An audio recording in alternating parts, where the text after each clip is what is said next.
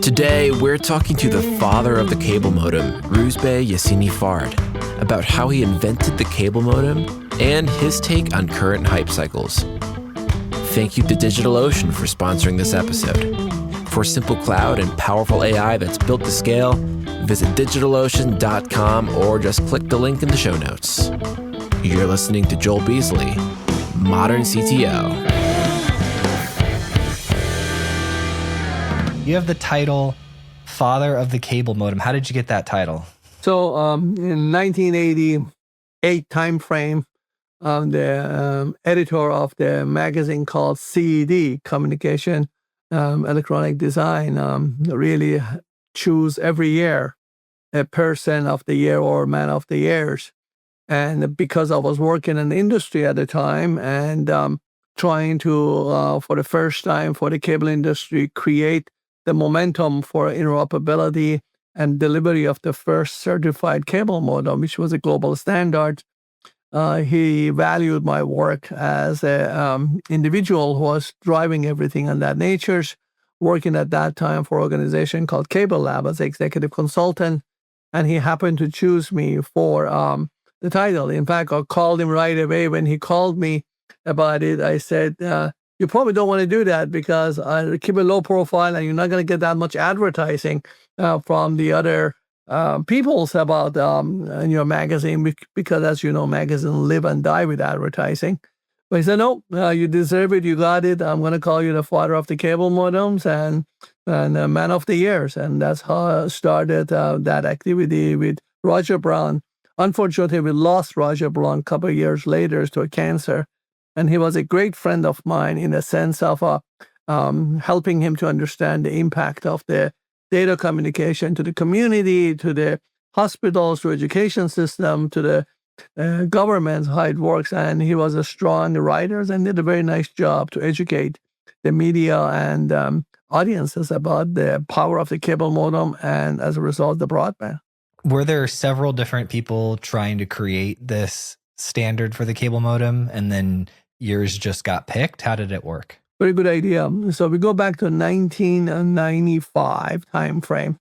My company, a startup company, LanCity, had done a very good job, and we had about 90% market shares in the cable industry at the time for our proprietary cable modem that we had built. As a result, we had come up with a patented technology on an aspect of the cable modem called, let's say, data protocol. The technical term was the media access control. But we invented the data protocol, an efficient data protocol that can work over long distance at high speed using cable TV infrastructures. So the cable industry have an association called Cable Lab. They put an RFI back in 1995, thanks to executive of industry, Bill Schleier and John Malone, that they wanted the data modems and cable modem to be global standard versus being proprietary devices. So the Cable Lab, which is an association of all the cable industry players, put an RFI, request for information, to get all the information regarding what technology is available. We put our technology there for them to analyze, to review. And there were two other companies, Broadcom, 3Coms, and General Instrument also put their information in theirs, and as well as maybe 30, 40, 50 other companies. In the end, our friends, the cable industry selected General Instrument, Broadcom, 3Coms, and our technology put together to create the standardization called DOCSIS. That effort started in 1996, immediately after the cable industry show that we had in Western cable TV show in California, and took about 3 years and before the standard become available in real product with interoperability. And I was the person in charge of bringing all the interoperability and innovation between multiple vendors together. And that's how the 4 companies' technology came together to create DOCSIS, which stands for Data Over Cable System Interface Specification, to the industry as a standardization. Yeah, there's a lot of similarities between your story and the story of Tahir. Do you know him from the father of SSL? Yes. Yeah. Yeah, he described a very similar. He's like, there's a lot of people. Everyone was kind of doing it, but he was got involved with creating the standard. Yes. That is so cool. In our industry, cable industry is a very good collaboration industry in a sense that if you look at the founding of the and the cable industry back in 1940, late 1940, 1950, they were really known as the cowboys in a sense. What I mean, the cowboys, because each one had a vision of how to get the cable to the people's home. Nobody wanted to finance them. Nobody wanted to give them loan. Nobody wanted to really give them recognition for what they were doing. But yet, each individual went and built like 400 or 500 separate small cable company around the country. And then eventually they merged, came together. So now there is a handful, maybe a dozen left from the 400 that started. So that the story worked the same for the high-speed cable modem. Nobody wanted to fund it. Nobody wanted to really appreciate it. Nobody wanted to think that, why would people need internet from home? What are they going to go do with it? This is 1987, 1988 when I started. Every investors I went to and every even cable industry guy I went to, they said, well, tell me one more time, why would anybody with a clear mind would want to have a computer at home? You go to office, you play with your computer. Guess what? COVID 2020 showed everybody they were wrong, right? That is wild. It's so crazy. So to live in a time where people would argue that the personal home computer, that's not going to catch on. Exactly. That's hilarious because we all have them in our pockets now and we're with them 24/7. In fact, if you look at it, Joel, because of the cable modem, we created the broadband era, which broadband era put the Gen Z in complete mobility world. Because before that, most Gen Z, when I talk to them in a university, they don't even know what dial-up was. They have no clue that we used to wait with a 28.8 kilobits per second modem and hear bips and burps, and maybe the phone get connected, maybe doesn't. They came to the mobility world, and all the mobility world's foundation and the backbone is driven on the broadband infrastructure. Oh, I remember the day broadband came out. I was at least the day that we got it. My dad was a software and hardware engineer, so we always had the latest technology. Okay. Oh, yeah. Which company was he working for? He was working for a company that invented the screens that go inside golf carts. I see, got it. So, they track GPS. And so my childhood is like, the smell of my childhood is like baked electronics in the garage. Okay. Yeah. That's cool. Yeah, so I grew up around it, and then I would always get his old computer. I see. Yeah. So I had a 100-foot phone cable that would go from the one phone outlet in the center of the house and wire that into my room, and it would I'd pick it, I would run it after school. I'd get to use it until my parents came home, and then they'd be like, "Clean up the cable," and then I'd have to undo it. Yeah. So I remember that big transition from the 56K to, what did he get? He got at work. He got like a T1 before we got 1.54 megahertz. Yeah. Yeah, that was fun. And then broadband all of a sudden overnight just became, everybody had it. Like no one had dial-up anymore. It was just everybody had it, and the internet was fast. Yeah, it was great. So when I was preparing for this interview, I read something about M&Ms and gummy bears being involved in the company. You gotta tell me more about that. Sure. So the story was, we were a small company, very frugal. We had to work sometime 2 shift and 3 shift in order to accomplish the goals we had. We were a small number of engineers, handful, maybe about 20 altogether, 13 employees at a time, 7 advisors. And what I used to have some, started actually with the gummy bears first that I had in my office. And instead of calling a meeting, the guys will come and grab 1 or 2 gummy bears. And then we talk about the goals or objective, whatever we had on that given day.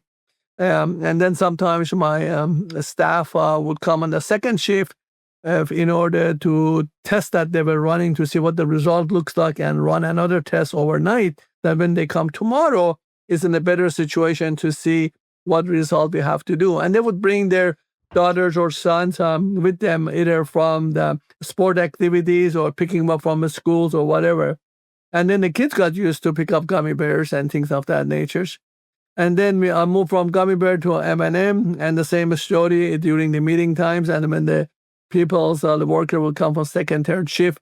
The kids will come and grab it. So in the end of the week, we were almost going to 10 pounds of the gummy bears and the M&Ms.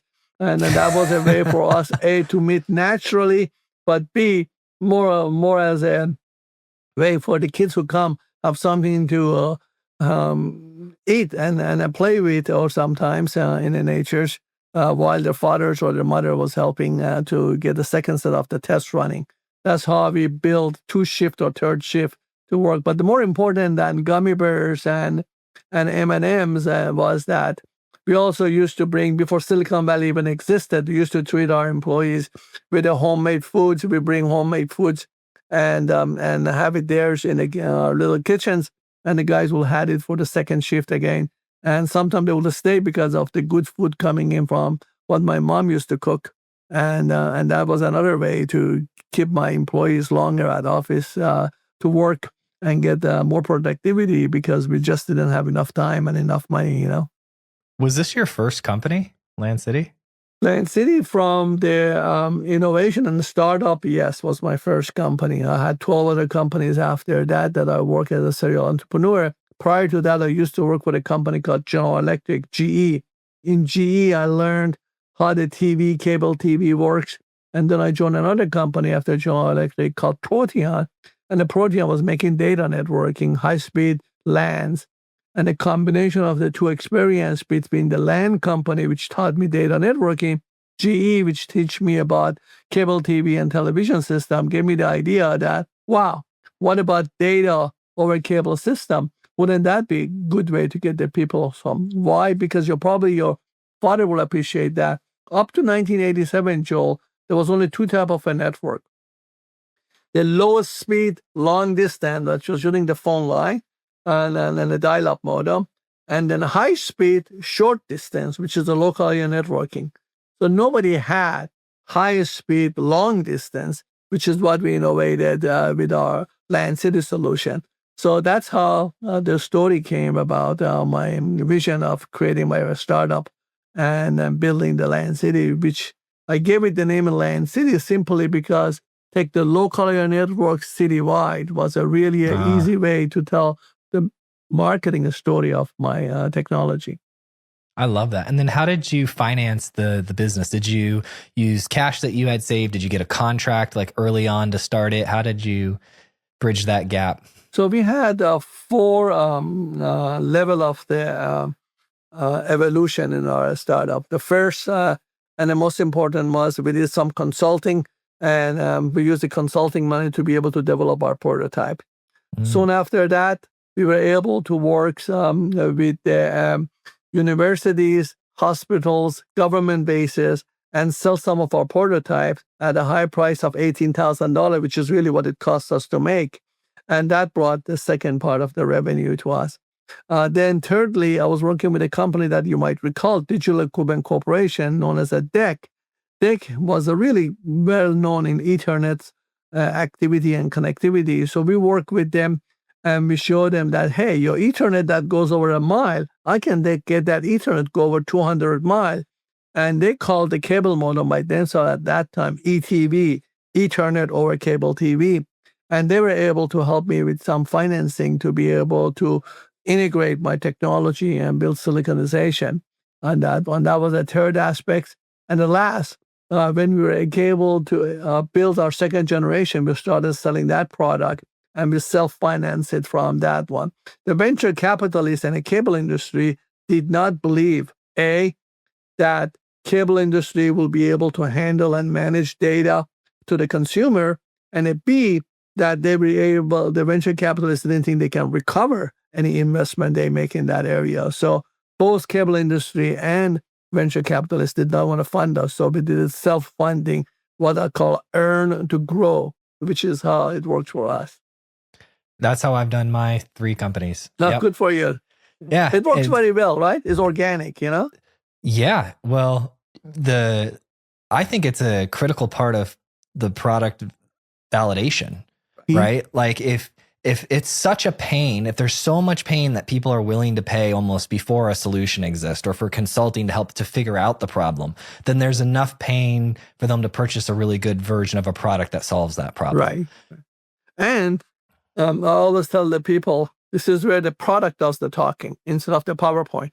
What a better goal and a better objective that your product does the talking. And when you sell the product and the customers look at it and play with it, A, you get a lot more feedback from them regarding the product. And B, you can actually work with the customers and really be able to mature the product faster. So I really call that model a very useful model. And then at what point was LanCity, you were like, this is gone as far as it's going to go? Did you sell it? What happened with it? You got all the right questions, Joel. That's cool. So it was around the 1996 timeframe that we had a low-cost product. Instead of a $18,000 product, we had a $295 product. 9 out of the top 10 MSOs, the major big MSOs were my customer. We had about 400 MSOs overall as our customer. We were growing almost from $0 in 1990 revenue per quarters to almost $40 million revenue. And some of the cable industry colleagues were saying, hey, Rouzbeh, we like your product, we like your technology, but you're just a small company and we don't want to risk our business of high-speed data over that. So, and then I talked with my employees who all had mortgages to pay, send kids to the college. They always were saying, hey, a bird in the hand is better than two in the bush. So if you put the combination of what employees wanted and what my customer were saying was the right approach to be able to get a bigger company owns us in order to be able to entertain both the customer side and reward my employees. I used to run my company in a Commonwealth methodology, talk with everybody, get a common sense approach to do that. And within that methodology, I was able to sell the company to Bay Network, which later Bay Network was sold to Nortel. Nortel was sold to Aris. Aris was sold to Comscope, and now Comscope's own that. So that's how the evolution of the LanCity from 1987 concept and vision I had to 1996 happened. We had to exit and provide a larger manufacturers and a company with a larger cash to be able to be in the front of the cable industry. A pretty smart move too, because that was right before the .com situation. Well, I give you an example. So if you look at the technology, the cable industry moved as a result of our technology from being a video-centric to a telecommunication. Back in 1990, the total valuation of cable industry was not even $100 million. Today is well over multiple $1 trillion. So if you look at from investment point of view, the cable industry took a lot of value, good benefit. And when we gave our technology to a standardization, we didn't collect any royalties. We gave our technology for free to the industry to use as well. That's cool. That is really cool. Real quick, before we continue, I wanted to give a special shout out to DigitalOcean for sponsoring this episode. DigitalOcean is cloud infrastructure that's simple to spin up, complete with integrated AI dev tools, plus 99.99% uptime SLAs and industry-leading pricing on bandwidth. We all know DigitalOcean. It's super reliable. It's been around forever. And now with DigitalOcean's Gradient platform, developers can train, fine-tune, deploy, and scale AI workloads all in one place. DigitalOcean is reliable and affordable at any budget. Companies can save up to 30% on their cloud bill when they come to DigitalOcean. Use code DO25 and get $200 in free credits to get started. Simple cloud, powerful AI, built to scale. That's DigitalOcean. Now back to the episode. So you exit, you've built wealth, you've done right by your customers and your employees, and you've got this experience now of understanding these cycles of technology. How do you spend your time then? So the company was sold in 1996.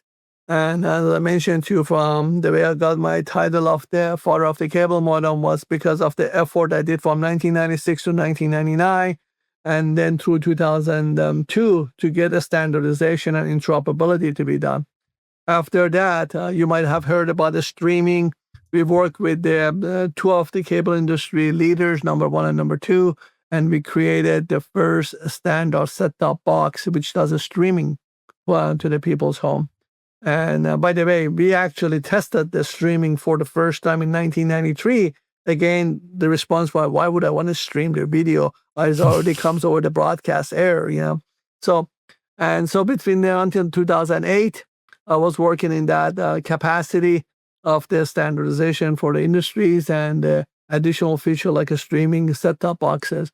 Parallel to that, I was working as an angel venture capitalist, working with other startups, either as a co-founders, as a board members, as a chairman, or as advisors to help and assist them to be able to get a couple of different technology to the industries. And that continued all the way up to the 2017 when I officially retired myself from working on the startups, because as you know better than anybody else, having 3 under your belt, at some point there is no more challenge to really create company and build company.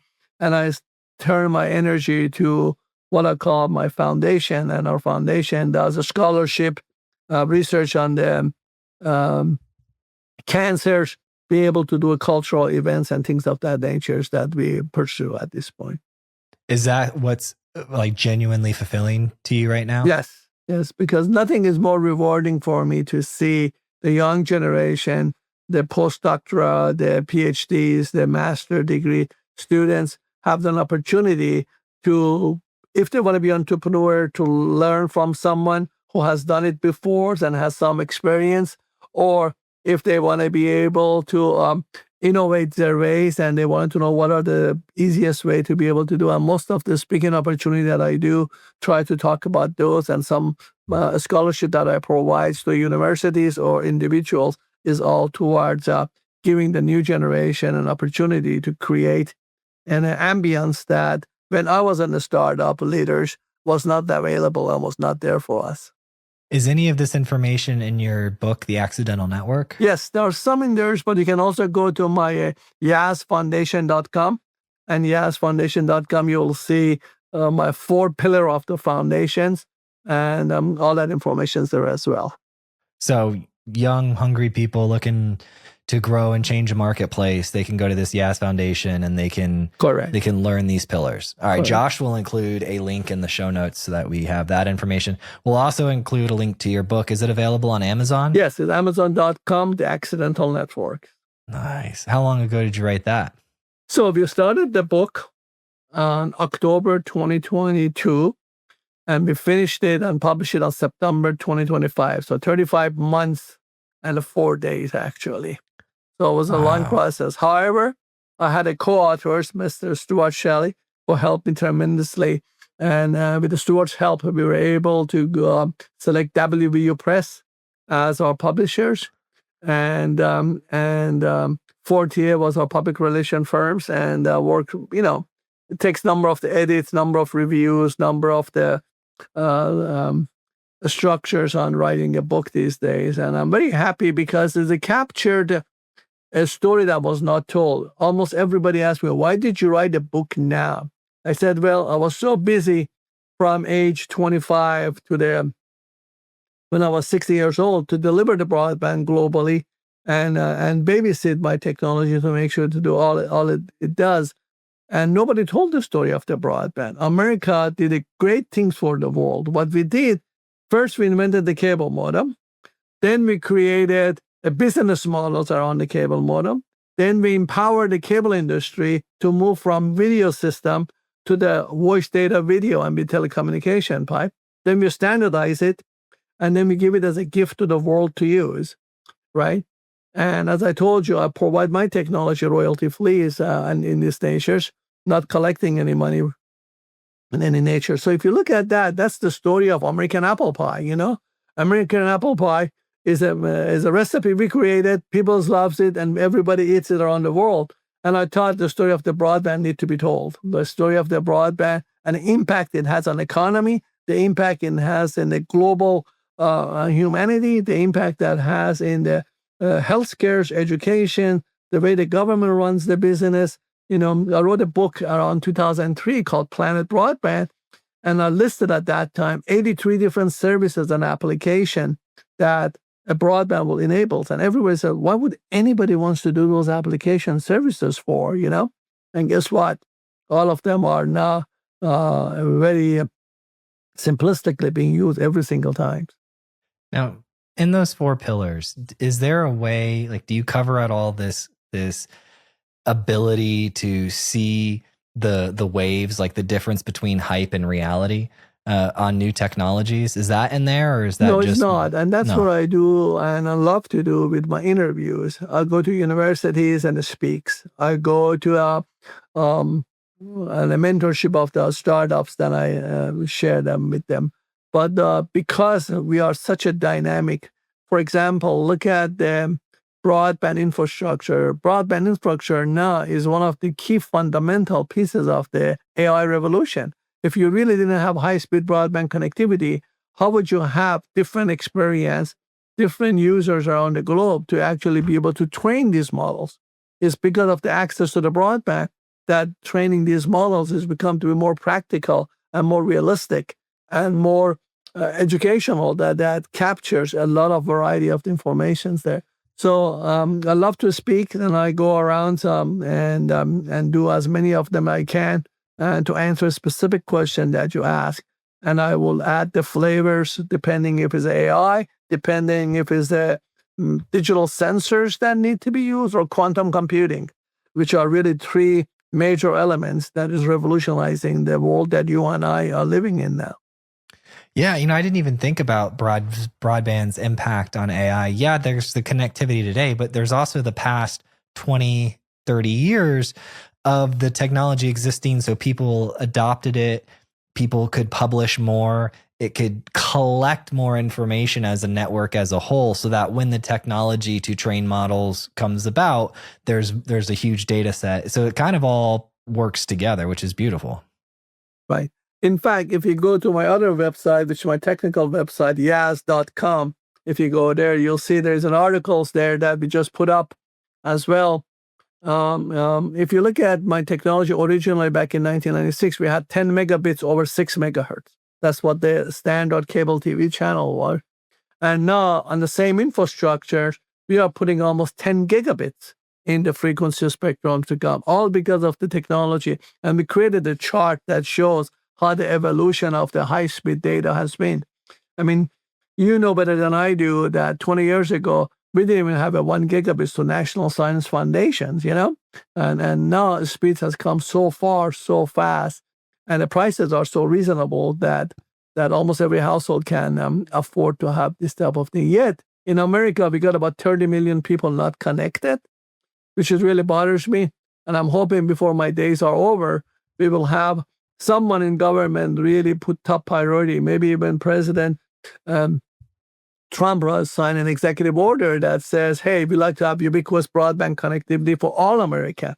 And then he will be the next president, and just like Eisenhower did with the highway system, that he will get credits for bringing the ubiquity of the broadband to every home. Yeah. Are you a fan of Starlink? I'm very much so. At this point in my careers, I'm a fan of any broadband methodology that gets to people home. Satellite is one way, fibers from the phone companies another way. The cable industry has a way. The fixed wireless is another one. And the power companies have a way to be able to do that. So as long as American gets their broadband, it's good with me. I saw my first Starlink deployment on a walk like 2 nights ago. Good for you. How did you like it? I saw it, and then I was like, where have I seen this before? Because I had seen a picture and an article of it before online. I'd never seen it in person, and I was walking, and it was just, you could see it for about 2 or 3 minutes, and we were out with our neighbors, and we were walking with the kids and the dogs and everything, and I'm like, look, there it is. It was magnificent, man. It made me feel like I'm a part of this better future. Really yeah. We're really lucky, I tell you. In America, we are blessed to have all this high-speed connectivity at the very reasonable pricing and allow the peoples to do what broadband did, Joel, that made every consumer of information at home to be a producer. Look at all these influential peoples. Look at all the way that people's not creating job at their home and be able to contribute to our economy. I mean, almost a $2.6 trillion of our GDP comes from broadband and broadband-enabled services, and it's really remarkable. Well, it's been my primary source of income for about 10 years, and just through this podcast. And before that, it was me using broadband to work remotely to write software applications. And so there you go. I'm 38.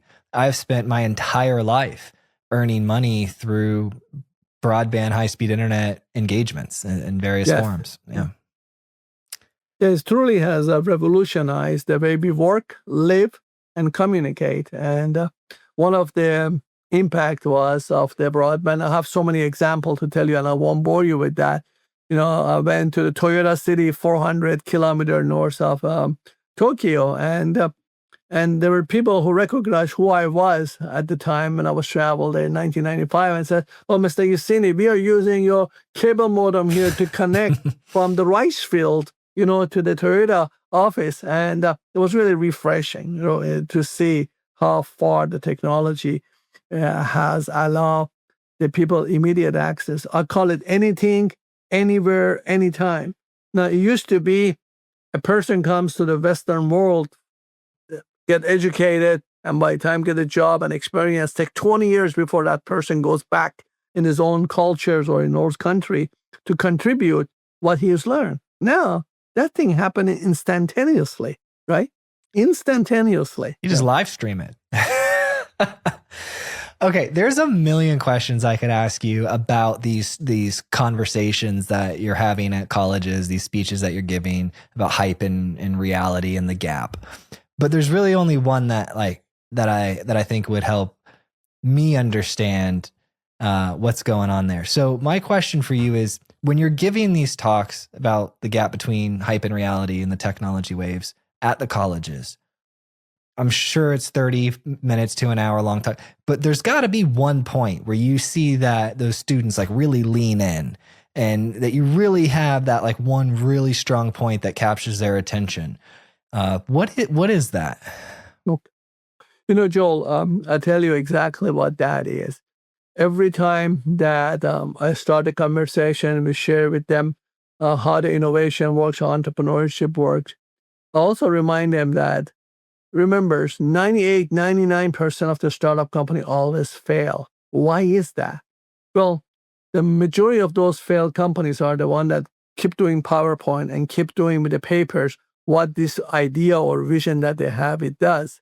I tell them, instead of spending all your time and efforts and money there, be among that 1%. Build a prototype, build the MVP, minimum viable product. Let the product does the talking. Take that to a first customer that you believe in can really utilize that product in the most effective way. So build your prototype, take it to a customer, let the product does the talking, and bring that energy back to your team and develop the lower cost, better packaged version of that, and you'll be a success. If you look at all the good companies, look at Apple, for example. How did Apple get started? Look at the Netflix, look at the Google. All these were sitting in a garage or a small home and created a technology or product that did something first. And then they went and talked with the others. That's where I see the people's eyeball goes right up and they say, oh yeah, maybe the product can do a better job than a PowerPoint. And I think it's a success story is really written on that.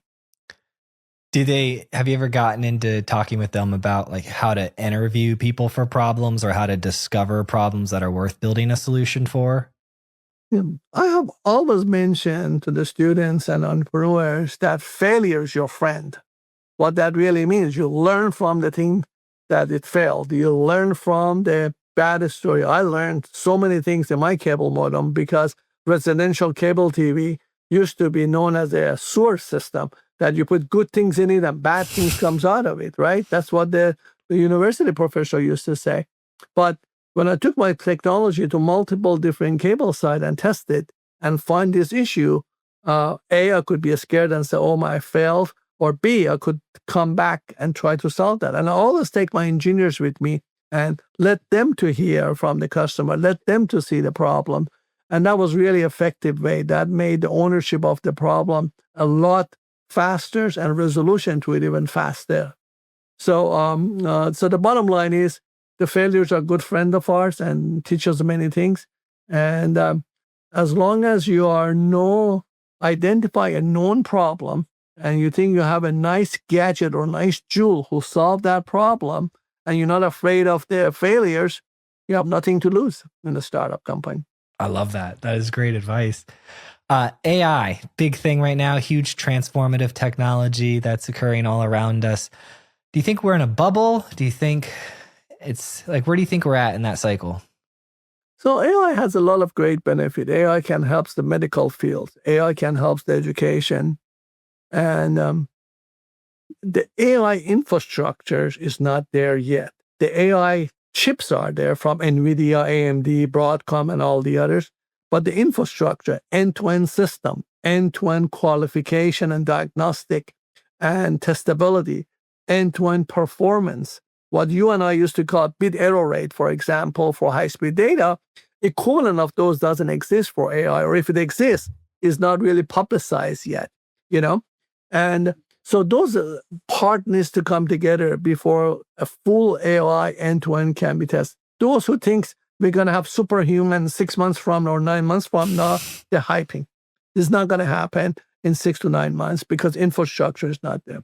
Those who think we can get our AI model, we can build the diagnostic, we can build the test plan, we can build calibration and the quality evaluations around it, we can build some standards to decide if the AI really doing the right things or the wrong thing, those are on the right track.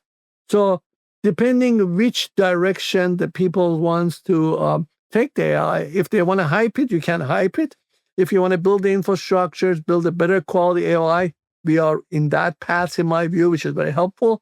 And then there is a third part to make sure the training of these modules are done in a manner that are not biased by one company or another company. Instead, is more what I call have a collective feedbacks of the university professor, the customers, the peoples on different countries, and so on and so forth. Because how sad would it be? European guys create their own train model and US do their own train model. Got to be some collaborations, right? On those nature. So will it be a bubbles? I'll leave that to the financial guys and the stock market to decide. But is the AI the good thing? AI is a great thing if and only if it's fully tested and fully valued before it comes to market. I'll teach you one thing, Joel. Internet did one thing bad for the consumer.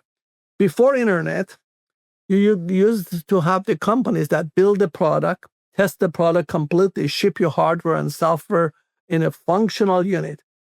After internet, the people and the companies said, you know what, just ship the hardware. And then a couple months later is when the customers get the hardware, we will ship the software, load it on it, let the customer test to see if this stuff works or doesn't work, right? And you and I have been on receiving end, because by the time they ship the product to the warehouse, from the warehouse goes to Amazon lookalike, by the time you order it, you get it, it's 4, 5, 6, 7 months, right? So that period they were using to develop the software that make that piece of a hardware, which was dead at the time of a shipment, to be functional. Well, I hope AI doesn't do that. It would be very sad to ship these models, and then let's say we're going to, parachute in the software somehow and a module to work, because the side effects could be dangerous, right?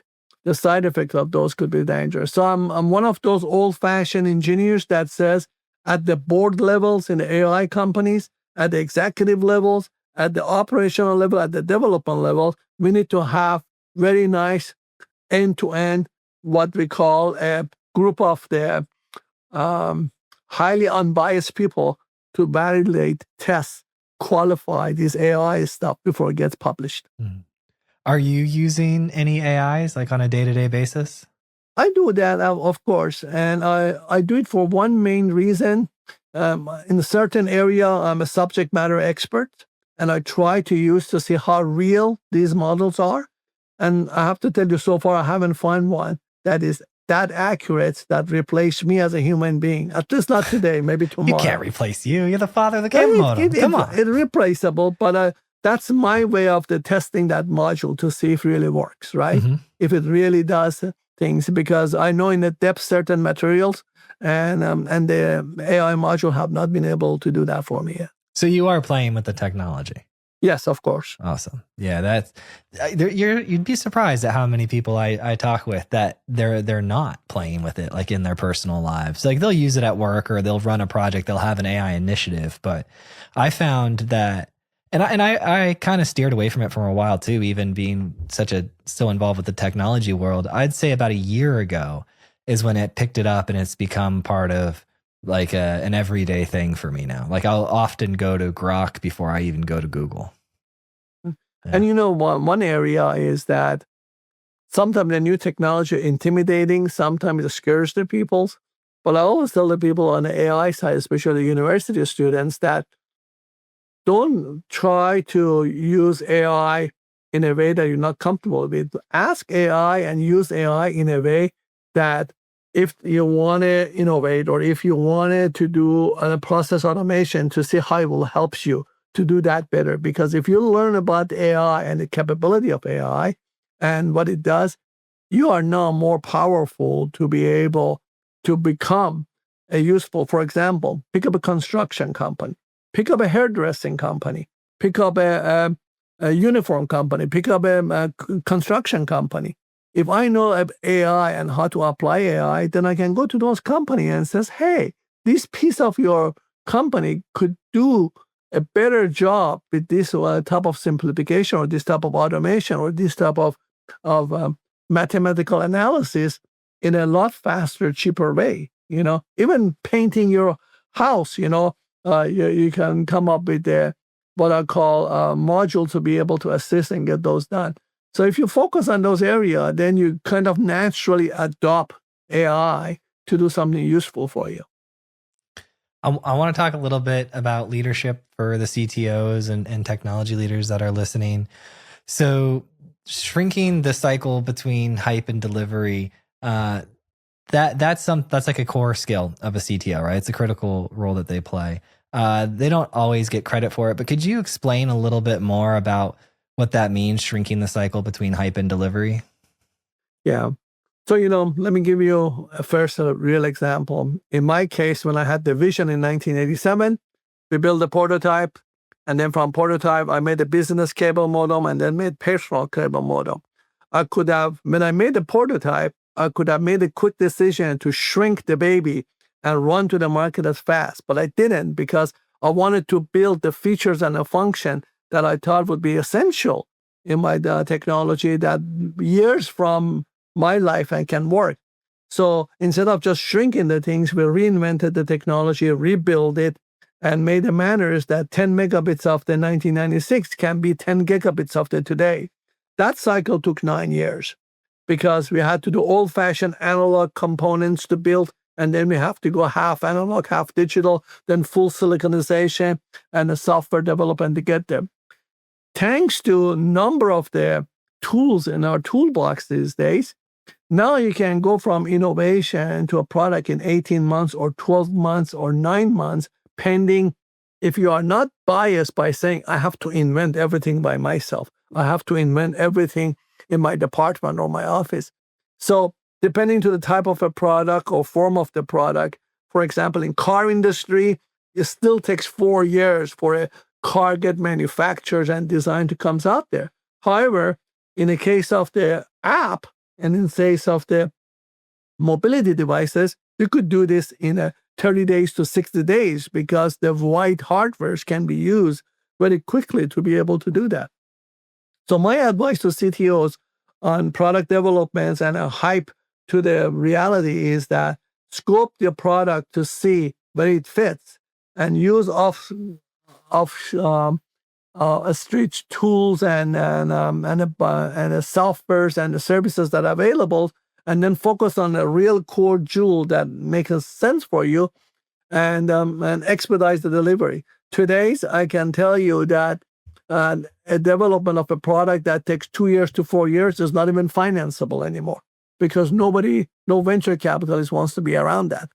However, the quality matters, and the quality makes a difference. Size makes a difference, and we have learned from a number of the companies how they have done a good job on industrial design and things of that nature.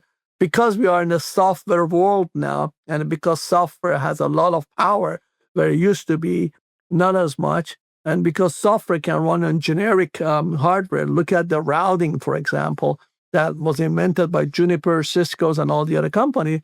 Now, you can almost do your own routers by just getting hardwares and getting off-the-shelf open source code and put them all together, right? The idea comes to valuation and qualification. So put your effort in automation, put your effort on software validation, and put your effort in minimum viable product that you want to make sense, and do your best. And between 9 months to 15 months, you should be able to do a very sophisticated product to the market these days. Are you still doing advisory stuff, or have you just retired completely from that and just on the foundation now? I do advisory for friends and what are called colleagues that I still been connected. One thing has changed, Joel. In our time, 30 years ago, 40 years ago, we had a lot of great trust. People work together, trust each other, and help. But with today's generations of the entrepreneurs, and the valuing that trust is really not much there. I don't feel it there. Therefore, I'm not excited as much. Is everything about the money? Is everything about billions, not even millions anymore, right? In my era, I was very excited to connect billions of the people's high-speed data, not be a billionaires. But today, people are really excited. Oh, I got a valuation of X billions, and we raised that billion. It's really all measured with the money, and not what are you making impact to the society, to the humanity, to the planet Earth. And those are really less valued. So I'm an old-fashioned guy. As a result, it's harder for me to get motivated to work with some of these people who are just financially interested in winning big and winning fast. Yeah. I don't know. I've always kind of been, I've gone through different phases. I would say in my early 20s, I was like that. And then I realized that you don't need that much to have a great life. Like to have an unbelievable life, you don't need that. You don't need billions. You don't need hundreds of millions. Like you can have a great life with a lot less than what I initially thought in my early 20s. And once I realized that, I started to value time more. I would hear these people who are farther ahead in me in life say, I would give up all of my money and everything just to be 30 again. And I said, okay, well, I keep hearing that and I keep hearing it a lot. So then that caused me to switch my perspective to looking at time as the most valuable commodity over money. And yes, you have to have like a certain floor, like a certain level of money to live in the Maslow's hierarchy of needs where you need to be. But valuing time differently is something that changed in my 30s. You are very wise, Joel. And I wish that people be able to get to your point at the age 30, at age 20 and 18, and when they start entrepreneurship. Because, we only got one planet Earth that we know the life, the way you and I feel about it exists. The air pollution, the water pollutions are real stuff. They are not imaginary. So we have to be really conscious about what we're developing, how much noise we're putting into the system, and what's the noise to signal ratio that is creating signal to noise ratio here.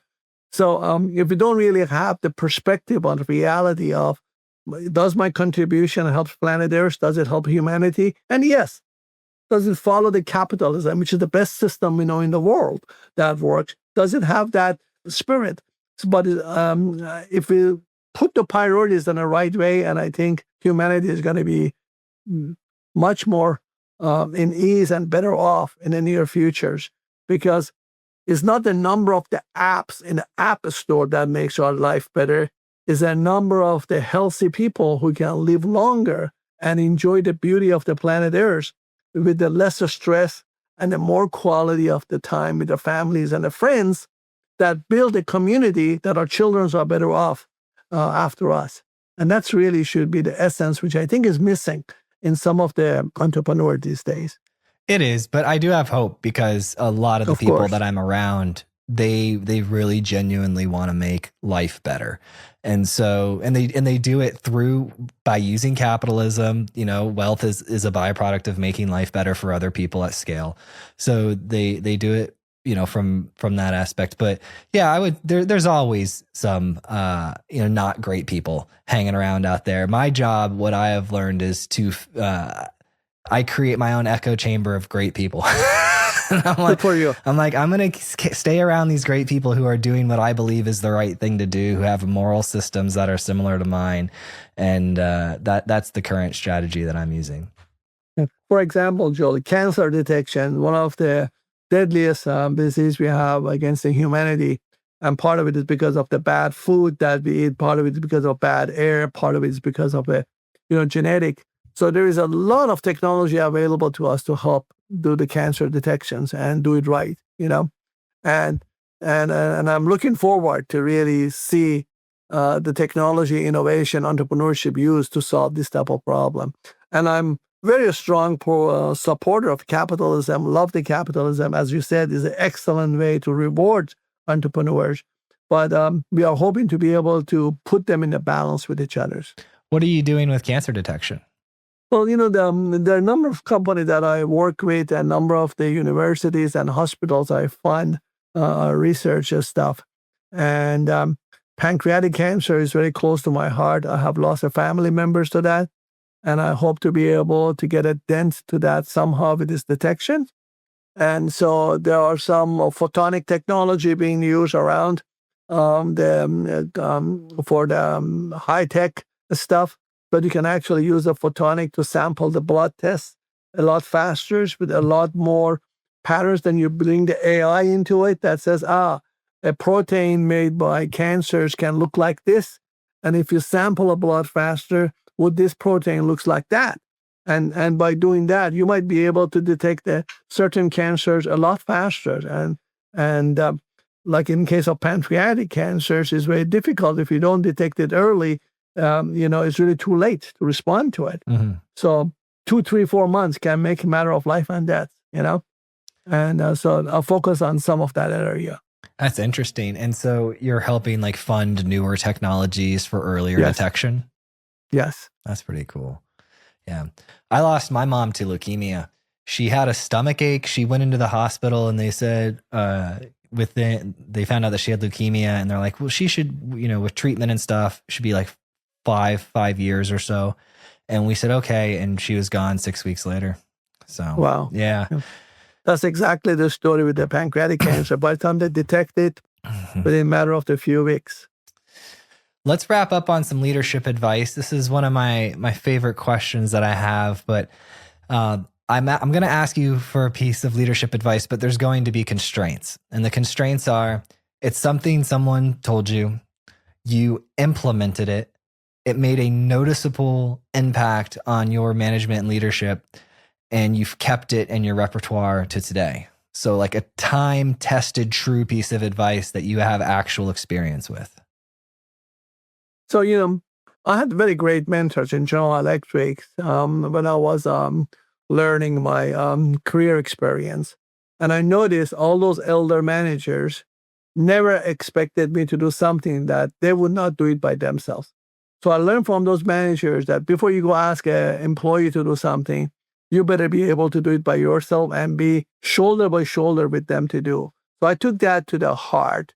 And when I created my startup, I was hands-on manager, which means I would go in the engineering bench, I will go in the marketing, I'll go to the sales, I go to the finance and do exactly what those guys were doing to show them that I'm in the same level as they are. That helped me to build my comrades in a very trusted way.